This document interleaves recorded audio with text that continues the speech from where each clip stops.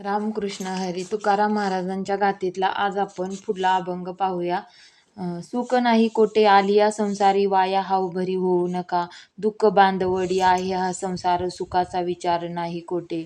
सुख नाही कोठे आलिया संसारी, वाया हावभरी होऊ नका. 14 कल्पेवरी आयुष्य जयाला, परी तो राहिला ताटाखाली. तुका म्हणे वेगी जाय सुटूनिया, धरुनी हृदया माझे हरी. तुका म्हणे वेगी जाय सुटोनिया, धरुनी हृदया माझे हरी.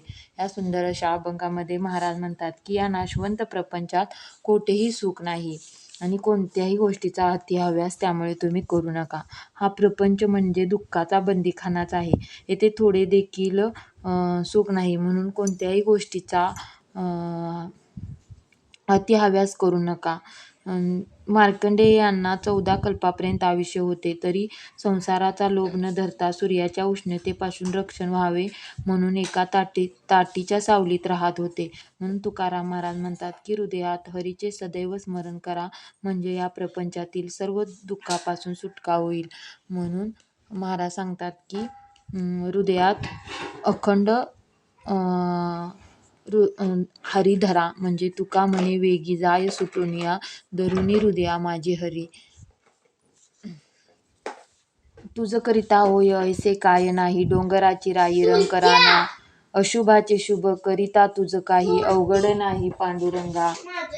16 सहस्त्र नारी ब्रह्मचारी कैसा, निराकारी दुर्वासा नवल नवे.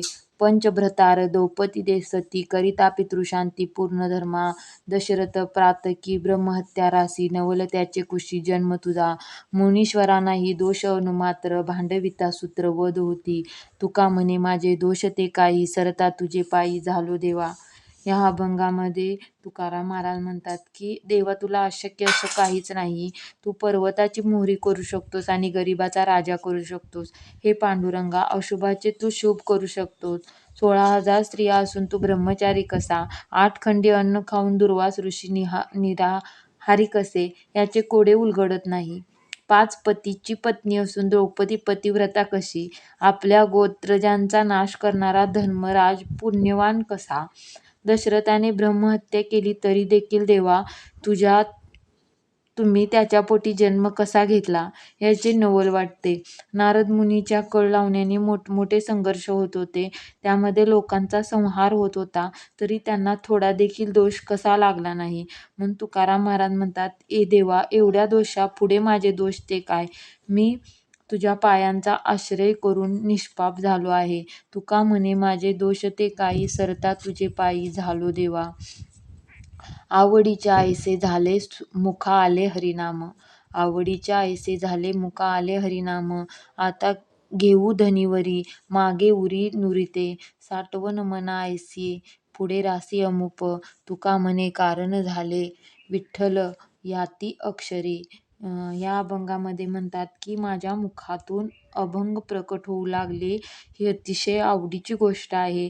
आता हरिनाम मागे भूक राहणार नाही, इतके ते तृप्त होईपर्यंत घेऊ. हरिनाम साठवण्यासाठी विशाल मन आहे आणि हरिनाम ही अपार आहे. म्हणून तुकाराम महाराज म्हणतात की विठ्ठल या 3 अक्षरांनी माझे सर्व काम काय झालेले आहे, पार पडलेले आहे. तुका म्हणे कारण झाले विठ्ठल या 3 अक्षरी. विठ्ठल या नामानेच माझं काम सगळं पूर्ण झालेलं आहे. म्हणून तुकाराम महाराज आपल्याला मनापासून सांगतात की तुका म्हणे वेगी जाय सुटूनिया, धरुनी हृदया माझे हरी. म्हणजे हृदयामध्ये आपल्या सदैव हरीचं नाम धरा, असे तुकाराम महाराज आपल्याला आपुलकीने सांगतात. थँक्यू.